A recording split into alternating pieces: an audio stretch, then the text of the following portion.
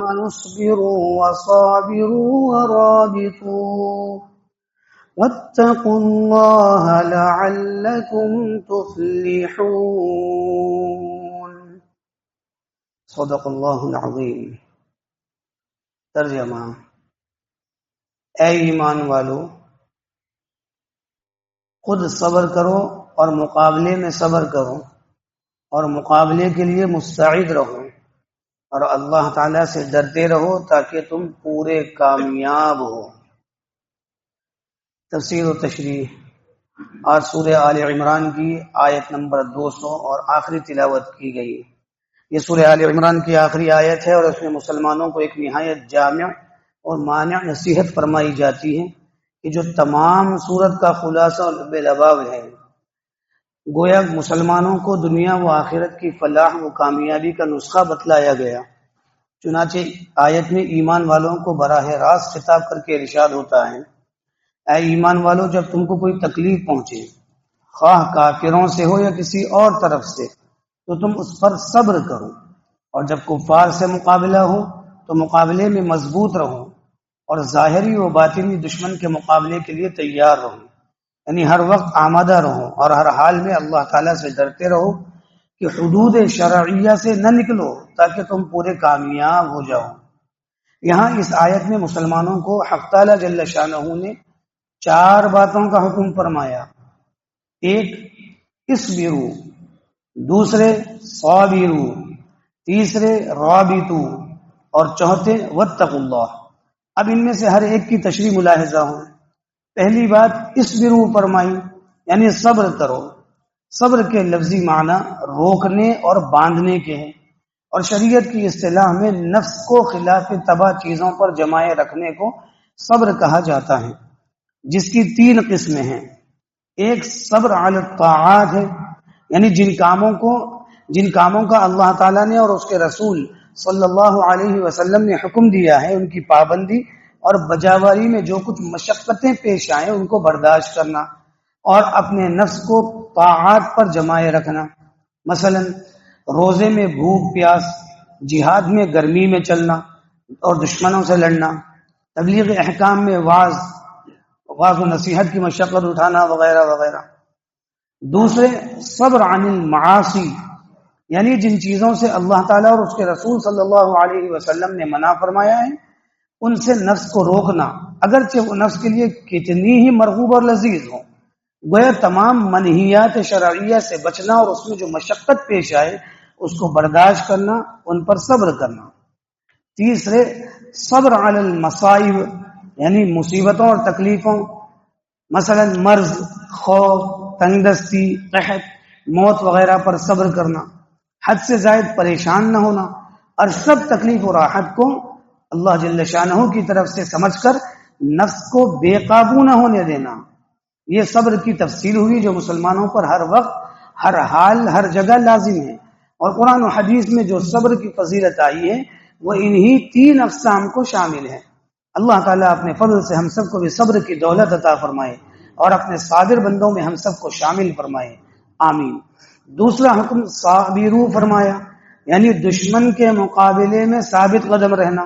کفار سے مقابلہ ہو تو مضبوطی اور ثابت قدمی دکھلانا، یعنی جب کافروں سے تمہارا مقابلہ آ پڑے اور تکلیف میں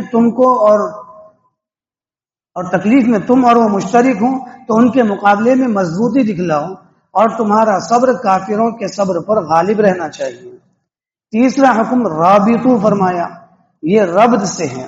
ربط کے معنی ہے باندھنے اور نکالنے کے، خواہ دل کو محبت الہی سے باندھے یا جہاد کے لیے گھوڑے باندھے، یا رات کو مخالفوں کے لیے پہرا دینے پر دل باندھے، یا انتظار صلاح یعنی نماز میں دل لگائے، یا عزیز و اقارب سے واسطے رکھیں۔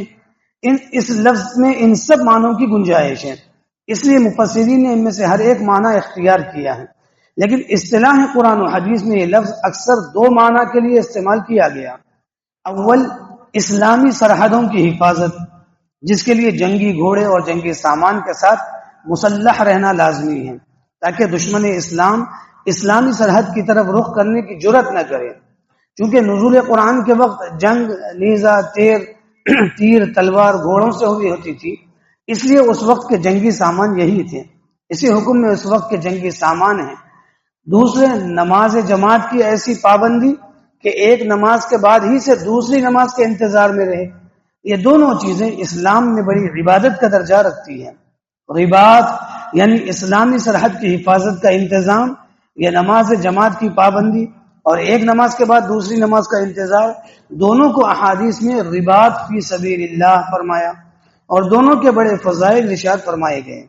ایک حدیث میں رسول اللہ صلی اللہ علیہ وسلم کا ارشاد ہے کہ ہر ایک مرنے والے کا عمل اس کی موت کے ساتھ ختم ہو جاتا ہے، بجز مرابط کے اس کا عمل قیامت تک بڑھتا ہی رہتا ہے اور قبر میں حساب کتاب لینے والوں سے محفوظ رہتا ہے۔ ایک حدیث میں ارشاد ہے کہ جو شخص حالت رباط میں مر جائے تو وہ جو کچھ عمل صالح یعنی نیک عمل دنیا میں کیا کرتا تھا ان سب اعمال کا ثواب برابر جاری رہے گا اور اس کا رزق بھی جاری رہے گا اور شیطان یا سوال قبر سے محفوظ رہے گا، اور قیامت کے دن اللہ تعالیٰ اس کو ایسا مطمئن اٹھائیں گے کہ حشر کا کوئی خوف اس کو نہ ہوگا۔ ایک حدیث میں رسول اللہ صلی اللہ علیہ وسلم نے فرمایا کہ میں تمہیں وہ چیز بتاتا ہوں اس سے اللہ تعالیٰ گناہوں کو معاف فرما دے اور تمہارے درجات بلند کر دے۔ وہ چیزیں یہ ہیں: وضو کو مکمل طور پر کرنا، باوجود یہ کہ سردی یا کسی زخم درد وغیرہ کے سبب اعضائے وضو کا دھونا مشکل نظر آ رہا ہو، اور مسجد کی طرف کثرت سے جانا، اور ایک نماز کے بعد دوسری نماز کا انتظار کرنا۔ پھر فرمایا ذالکم الرباط، یعنی یہی رباط فی سبیل اللہ ہے۔ امام قرطبی علیہ الرحمہ نے اس حدیث شریف کو نقل کرنے کے بعد لکھا ہے کہ اس حدیث کے لوگوں سے امید ہے کہ جو شخص ایک نماز کے بعد دوسری نماز کے انتظار کی پابندی کرے اس کو بھی اللہ تعالیٰ وہ ثواب عظیم عطا فرمائیں گے جو رباط فی سبیل اللہ کے لیے احادیث میں مذکور ہیں۔ الغرض تیسرا حکم رابطو کا تھا۔ چوتھا حکم واتقوا اللہ فرمایا، یعنی اللہ تعالیٰ سے ڈرتے رہو، اس کی نافرمانی نہ کرو، اس کے احکام کے خلاف ورزی نہ کرو، ہر حال میں ہر وقت ہر معاملے میں اللہ کا خوف کیا کرو۔ خلاصہ یہ کہ اس آیت میں مسلمانوں کو تعلیم دی گئی کہ اگر دنیا و آخرت کی فلاح و کامیابی چاہتے ہو تو شدائد اور مصائب میں صبر کرو اور نفس کو معاصی یعنی گناہوں سے ہٹا کر طاعت یعنی نیکیوں پر جمع کر رکھو، اور دشمن کے مقابلے میں مضبوطی اور ثابت قدمی دکھلاؤ، اور دشمن کے حملہ ور ہونے کے خطرے سے ہر وقت ہوشیار، چوکنا، تیار اور مستعد رہو تاکہ کوئی دشمن تمہاری حدود اسلام میں نہ گھس آئے، اور ہر وقت اللہ تعالیٰ سے ڈرتے رہو۔ ایسا کر لیا تو مسلمانوں کے لیے کامیابی ہی کامیابی ہے۔ اسی سے اس کی ضد بھی سمجھ لی جائے کہ کامیابی کے یہ چار اصول جو بتلائے گئے اگر ان کی پابندی نہ ہوگی تو پھر فلاح و کامیابی نصیب نہیں ہو سکتی۔ اللہ تعالیٰ ہم کو اور تمام امت مسلمہ کو ان احکام پر عمل پیرا ہونے کی توفیق عطا فرمائے، آمین۔ الحمدللہ ثم الحمدللہ کہ سورہ آل عمران کا بیان ختم ہوا جس میں 20 رکوعات اور 200 آیات تھی۔ اب انشاءاللہ آئندہ درس سے سورۃ النساء کا بیان شروع ہوگا۔ دعا کیجیے، یا اللہ اب تک ہم نے سورہ آل عمران میں جو کچھ پڑھا اور سنا ہے یا اللہ اس کو ہمارے دلوں میں نقش فرما دیجیے۔ اللہ تبارک و تعالیٰ اپنے فضل و کرم سے ہم کو دین و دنیا دونوں جہاں کی صلاح و فلاح نصیب فرمائے اور جملہ قرآنی ہدایت و تعلیمات پر ہم کو عمل پیرا ہونے کی توفیق عطا فرمائے۔ اے اللہ اپنا وہ خوف و خشیت ہم کو عطا فرما کہ جو ہم کو ہر چھوٹی بڑی نافرمانی سے روک دے، اور آپ کی اطاعت و فرمانبرداری جملہ احکام میں ہمارے لیے آسان فرما۔ اے اللہ ہم سب کو اپنے صابر بندوں میں شامل فرما اور ہمیں اپنے دشمنوں سے مقابلے کے لیے مستعد اور مضبوط بنا دیجیے۔ اے اللہ دین اسلام کے لیے اور اپنی اطاعت کے لیے ہم کو جو مشقت پیش آئے اس کو برداشت کرنے اور اس پر صبر کرنے کی توفیق ہم کو عطا فرما۔ یا اللہ جن باتوں سے آپ نے اور آپ کے رسول علیہ الصلوۃ والسلام نے منع فرمایا ہے ان سے باز رہنے اور اپنے نفس کو روکنے کی ہمت عطا فرما۔ یا اللہ مرابط کے جو فضائل آپ کے رسول صلی اللہ علیہ وسلم نے ارشاد فرمائے ہیں کسی درجے میں ہم سب کو بھی وہ نصیب فرما۔